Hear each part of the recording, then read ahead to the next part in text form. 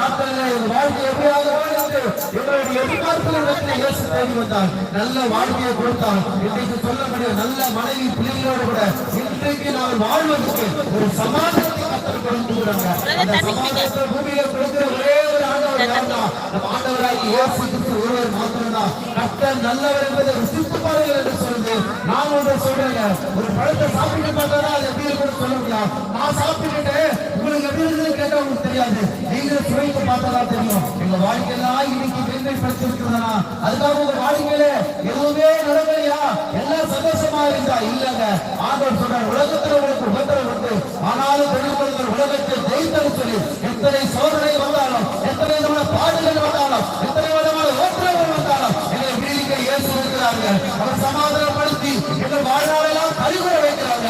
ஆகவே அந்த இயேசு அவர்களுக்கு அறிவிக்க வந்திருக்கிறார். இந்த வானத்துக்கே பூமிக்கு மேலே 6